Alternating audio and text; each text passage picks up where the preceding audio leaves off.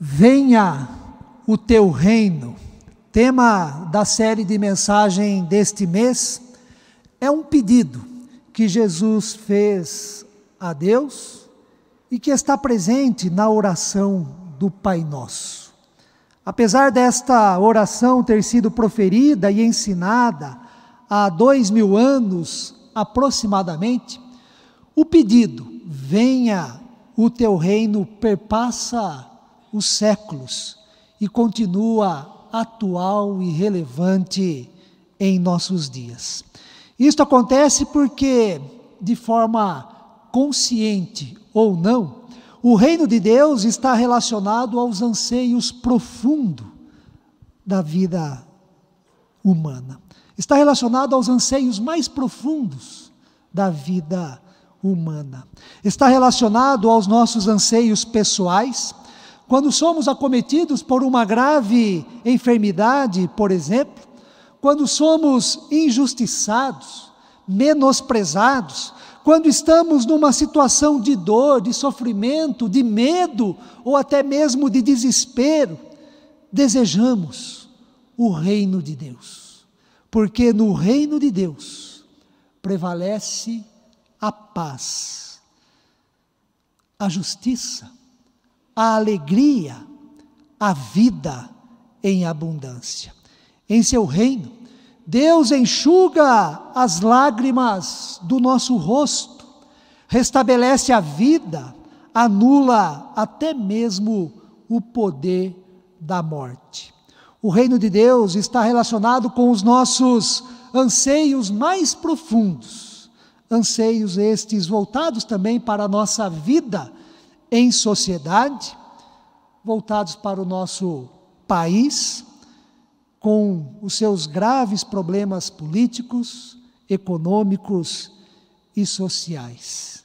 Está relacionado também à história como um todo. Quanto mais descobrimos o que é o reino de Deus, quanto mais conhecemos este reino, quanto mais a nossa mente e coração vão sendo tomados pelo significado, pelo que acontece no reino de Deus, quanto mais vemos, sentimos e contemplamos os sinais e a presença deste reino em nós e entre nós, naturalmente, de forma natural, desejamos e fazemos a oração, venha o teu reino. O texto bíblico que acabamos de ler trata de assuntos bem delicados em relação aos nossos anseios e ao reino de Deus. Apenas 2 destes assuntos. Como lidamos com expectativas frustradas? Com pensamentos, sentimentos e desejos que tanto queremos e buscamos, mas que no fim o resultado é bem diferente do que esperávamos ou então do que planejamos? Como lidamos com expectativas frustradas?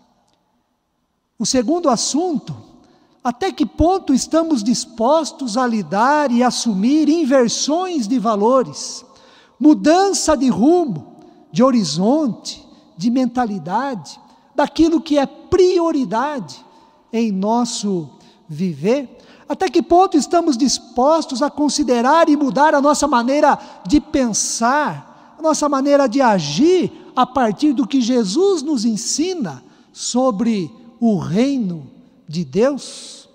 Diante destas questões, os discípulos de Jesus, como muitos de nós talvez, fizeram a opção de tocar a vida em frente, como se nada estivesse acontecendo. Tocar a vida em frente conforme queriam e achavam melhor. Vejamos, no texto bíblico, Jesus está subindo para Jerusalém.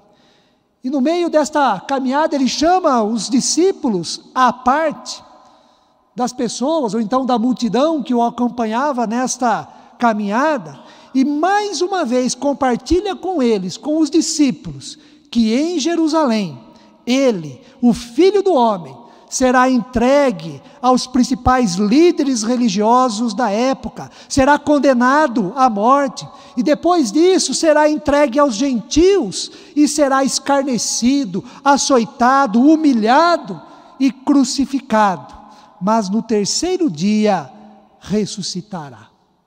É a terceira vez que Jesus anuncia aos discípulos o que vai acontecer em Jerusalém.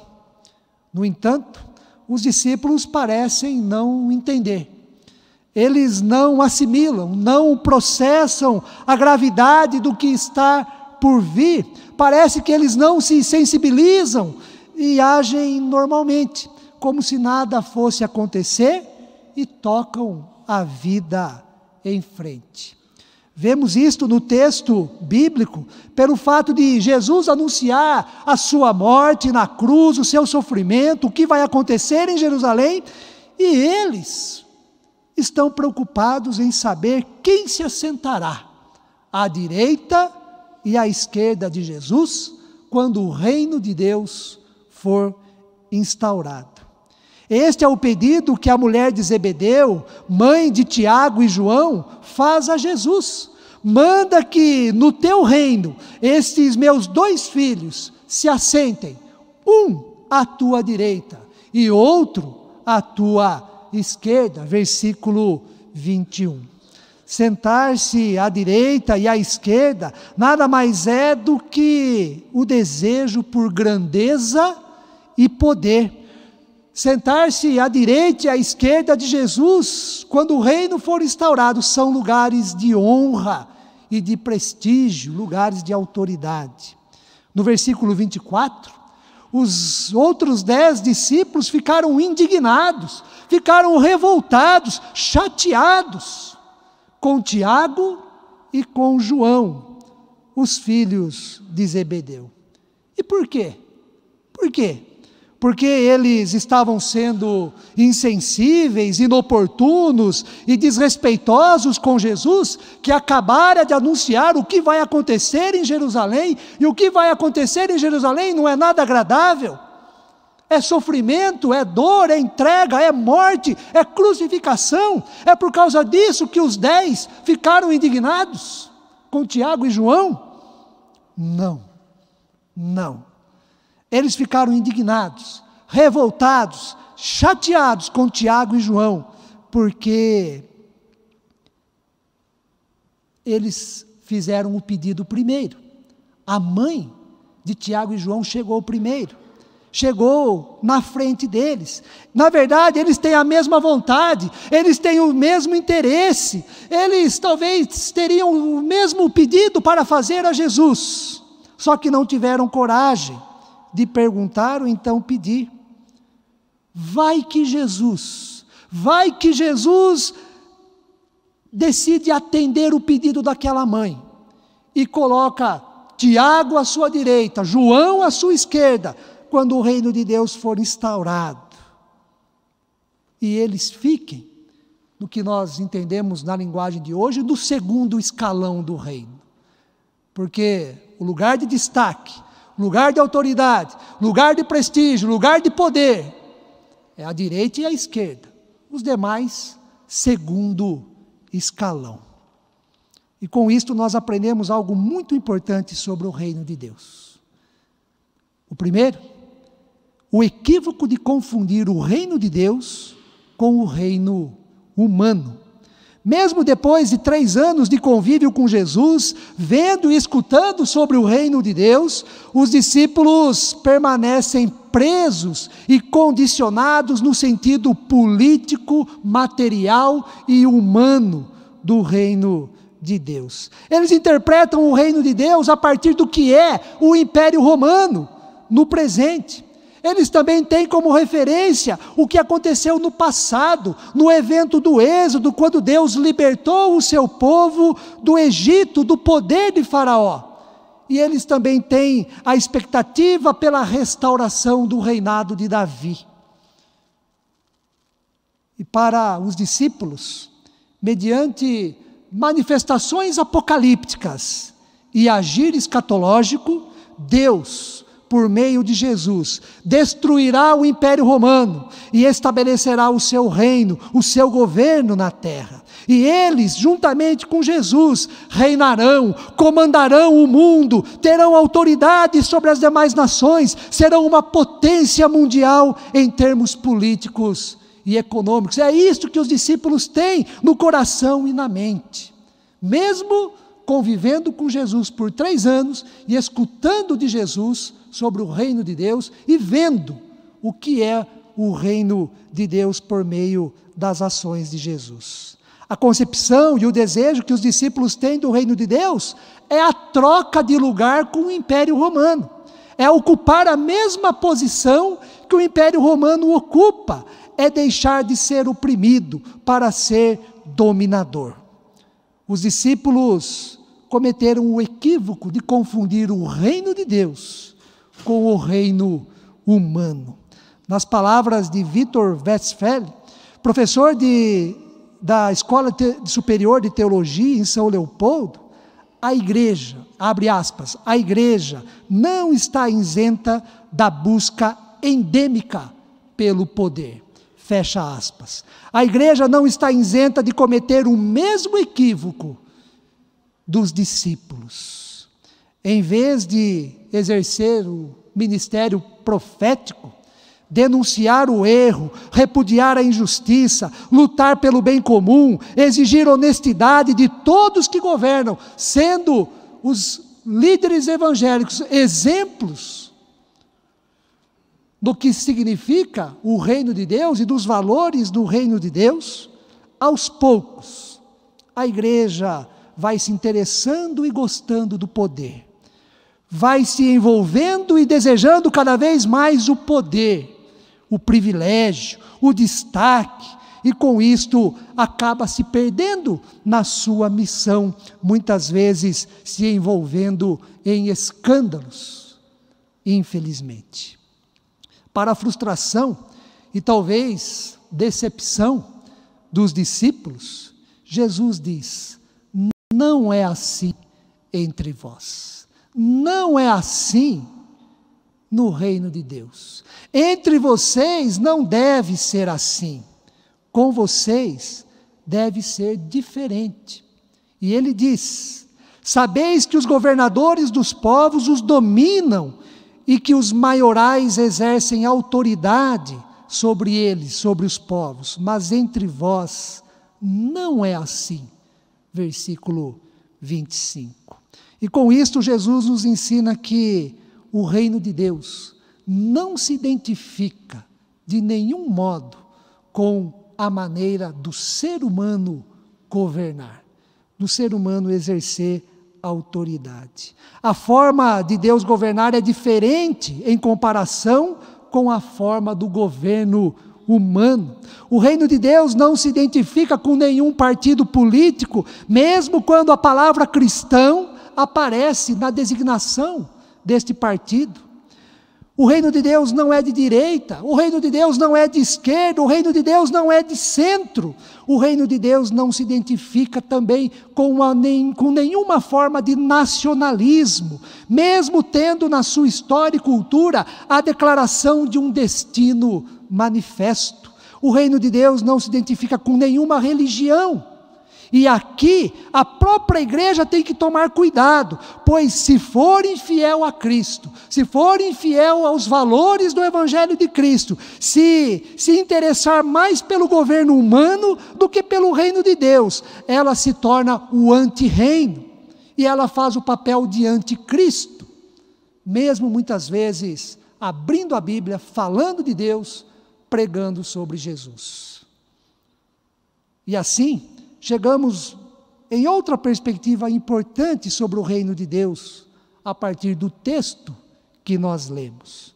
No reino de Deus, o mais importante é servir. É servir. A referência do reino de Deus é diferente de como governam as nações poderosas e os impérios. Em vez do poder das armas, da força, da exploração, da intimidação, da violência, do lucro no reino de Deus, o poder se revela no servir, na misericórdia, na solidariedade, no perdão, na doação da própria vida, como acontecerá com Jesus, o Filho do homem. Quem quiser tornar-se grande entre vós, será esse o que vos sirva. Versículo 26. Quem quiser ser grande, que se ponha a servir. Estas palavras de Jesus não têm o interesse de mostrar um novo caminho, um novo jeito, uma nova forma, uma forma mais nobre para se tornar grande no reino de Deus. Não é isso que Jesus está ensinando com essas palavras, mas sim Jesus quer tirar da mentalidade, da compreensão, do coração, dos interesses dos seus discípulos, qualquer essência, lógica, natureza voltada por grandeza. Quem quiser ser o primeiro entre vós, seja servo. Quem quiser ser o primeiro, será o vosso servo. Versículo 27. Em vez da lógica da dominação, o reino de Deus é regido pela lógica do servir. E a palavra servir, que aparece nesse texto, diaconia, não tem nada a ver com o assistencialismo. Doar pão, doar cesta básica. Diaconia, servir, não tem nada a ver, conforme o texto bíblico, com o que uma pessoa precisa e a gente dá, mas ela se mantém no estado de dependência, sempre precisando. Isto, dependendo como é feito, até uma forma de humilhação para quem recebe. Diaconia, no texto bíblico, servir, que Jesus está falando, tem a ver com o servir libertador, tem a ver com o servir que liberta, tal como o Filho do homem, que não veio para ser servido, mas veio para servir e dar a sua vida em resgate por muitos. O servir gera libertação e não a manutenção da dependência. Nós estamos envolvidos numa campanha promovida pelo MASD, a campanha dos brinquedos e da doação da Bíblia. Mas se o nosso interesse for só doar, só para a gente ter um sentimento de que olha como a igreja é boazinha, ela arrecada brinquedo, dá brinquedo para quem não ganha brinquedo, e as crianças sempre vão ficar dependendo do brinquedo da igreja, da boa ação da igreja, nós ficamos felizes por isso. Olha que obra bonita nós fizemos. Isto não é evangelho. Isso é assistencialismo. E isto é a forma de governar dos homens. O evangelho é a diaconia, é o servir que liberta, é o servir que abre horizontes, que tira a pessoa da situação da dependência em que ela se encontra.